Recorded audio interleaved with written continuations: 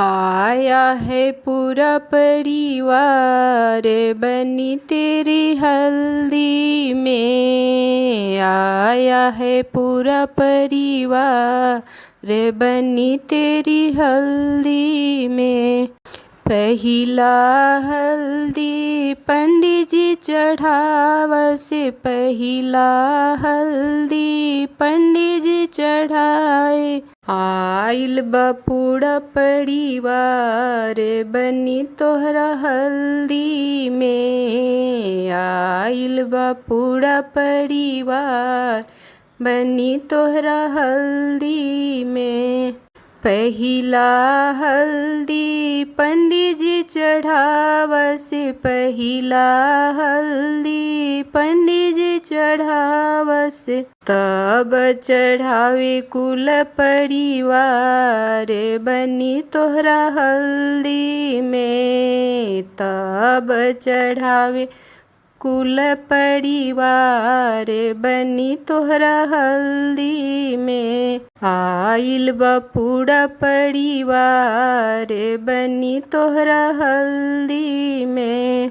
दूसरा हल्दी पापा जी चढ़ावसे। पापा जी चढ़ावस संग में मम्मी जी चढ़ावसे।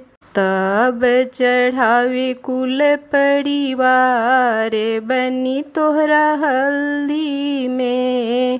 तब चढ़ावस कुल परिवार बनी तोहरा हल्दी में। आइल बा पूरा परिवार बनी तोहरा हल्दी में।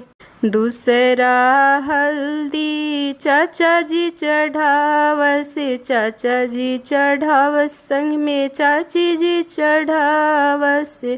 तब चढ़ावे कुल परिवार बनी तोहरा हल्दी में। तब चढ़ावस कुल परिवार बनी तोहरा हल्दी में।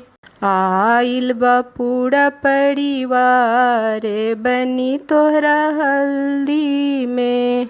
तीसरा हल्दी भैया जी चढ़ावसे। भैया जी चढ़ावसे संग में भाभी जी चढ़ावसे। तब चढ़ावे कुल परिवार बनी तोहरा हल्दी में। तब चढ़ावस कुल परिवार बनी तोहरा हल्दी में। आइल बा पूरा परिवार बनी तोहरा हल्दी में।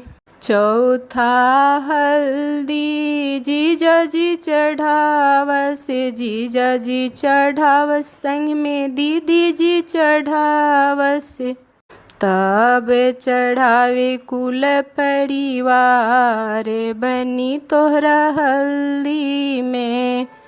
तब चढ़ावस कुल परिवार बनी तोहरा हल्दी में।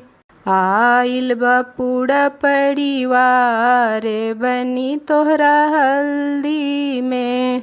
पांचवा हल्दी फूफा जी चढ़ावसे। फूफा जी चढ़ावस संग में फूआ जी चढ़ावसे। तब चढ़ावे कुल परिवार बनी तोहरा हल्दी में। तब चढ़ावस कुल परिवार बनी तोहरा हल्दी में। आइल बा कुल परिवार बनी तोहरा हल्दी में। आइल बा पूरा परिवार बनी तोहरा हल्दी में।